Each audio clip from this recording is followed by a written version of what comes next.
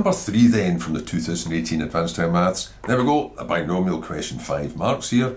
This time it's not tediously write it all out, but just find and simplify the general term so you can pick out a particular one. I want you to pick out the term independent of x.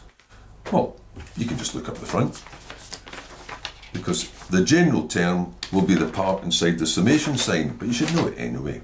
So UR is going to be made up of the binomial coefficient for the general term times the two parts binomial. There's a 2x and a 5 upon x squared.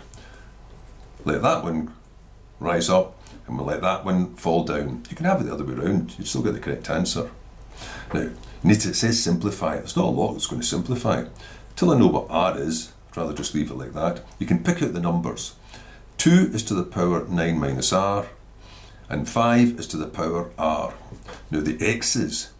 X is to the power 9 minus r here, but there's another x to the power negative 2r, so that'll join on to it, which means I've got to write the whole thing again.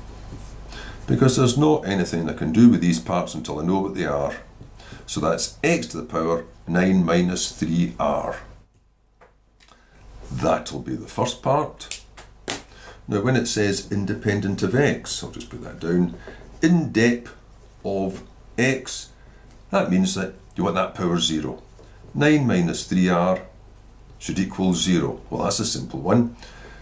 R equals 3. Oh, presumably a mark for that part of it. So I'll be wanting this then. I'll be wanting U3. Remember, we start at U0 though. So that's going to be, just feed the numbers in. 9, 3, 2 to the power 6, 5 to the power 3. Well, it was daft putting that down because obviously it's x to the 0. Maybe that was just a quick wee check there. Now that's just a number. You could just type that into your calculator and there it is. Don't put x to 0 down. No, don't know why I did that. Or maybe I'll put it all in. 9, 3 means 9 times 8 times 7 over 3 times 2 times 1.